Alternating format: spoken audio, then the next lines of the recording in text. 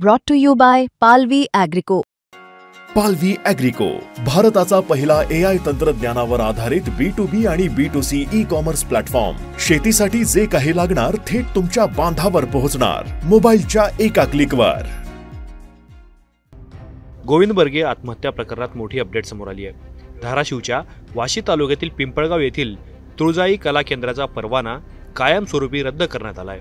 गोविंद बर्गे प्रकरणात ज्या पूजा गायकवाडचं नाव समोर आलं, ती पूजा याच कला केंद्रात नर्तिका म्हणून काम करत होती।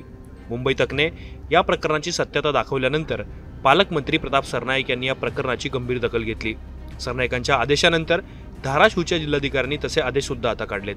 आत्महत्या केलेल्या गोविंद बर्गे आणि पूजा गायकवाड यांच्यामध्ये प्रेमसंबंध होते। पूजा काम करत असलेल्या तुळजाई कला केंद्रात अनेक गैरप्रकार सुरू असून नियमांचं उल्लंघन होत असल्याचा अहवाल धाराशिव पोलिसांनी दिला होता। कला केंद्राचा परवाना रद्द होण्याला गोविंद बर्गे आणि पूजा गायकवाड यांच्या संबंधाचा संदर्भ होता, परंतु तिथे हाणामारीच्या घटना, रात्री उशिरापर्यंत दारूची विक्री, सर्रास डीजेचा वापराला स्थानिक महिला आणि ग्रामस्थांनी विरोध केला होता। या घटनेची माहिती मिळताच पालकमंत्री प्रताप सरनाईकांनी कुणालाही माफी दिली जाणार नसल्याचं स्पष्ट केलं होतं। लोककलेच्या नावानं जर तुम्ही चुकीचा पायंडा पाडत असेल आणि त्या ठिकाणी जर चुकीचे व्यवहार होत असतील, व्यवसाय होत असतील, तर ते योग्य नव्हे।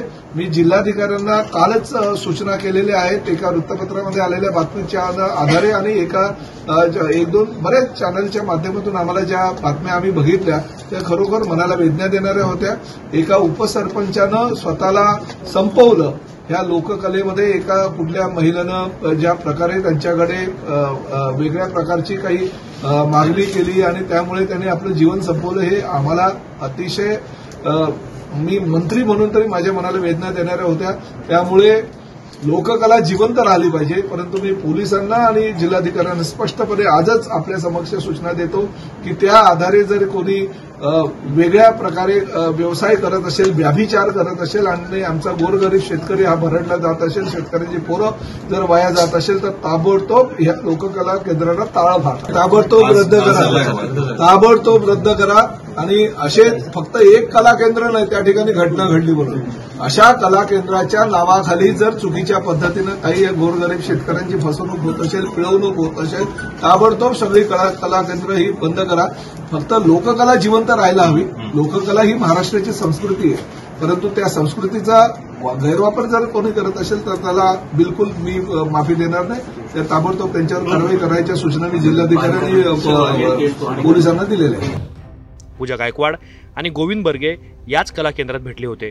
आत्महत्या करण्यापूर्वी गोविंद बर्गे हे पूजाला भेटण्यासाठी तुळजाई कला केंद्रात भेटायला आले होते, परंतु पूजाने भेटायला नकार दिल्यानंतर गोविंद बर्गेंनी आत्महत्या केली। तेव्हा सुद्धा पूजा गायकवाड याच कला केंद्रामध्ये होती। ब्युरो रिपोर्ट, मुंबई तक।